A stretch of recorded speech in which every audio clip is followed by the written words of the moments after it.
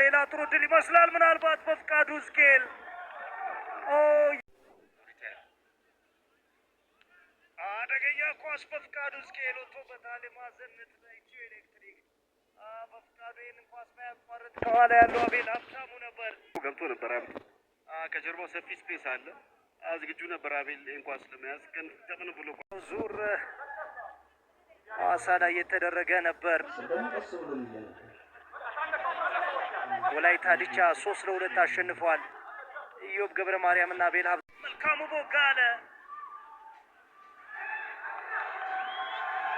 አንዋር በድሮ አንዋር ጥሩ ኳስ ይመስላል።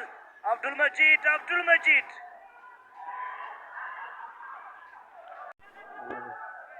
በግብ ጠባቂ ብቻ የሚስተካከል አይመስልም። የቡድኑ አንደኛ ካርሎስ ዳምጠው በግራው ነክቶታል ወይስ እንዴት ነው የወደቀው? በጣም ያስገርም ነው። ቢኒያም ውሳኔ አዛሬስ አቤል አስገርም። አብዱል መጂድ ከራሱ የተነጠቀ ኳስ ነበር ለማስጣል። በፍቃዱ ሕዝቅኤል ዮናታን ኤልያስን አግኝቶታል። ጎል ብቻ ነው በ16 ጨዋታ ያለው፣ በቂ የጎል ቁጥር አይደለም። በፍቃዱ ሕዝቅኤል ቴዎድሮስ ታፈሰ ከዚህ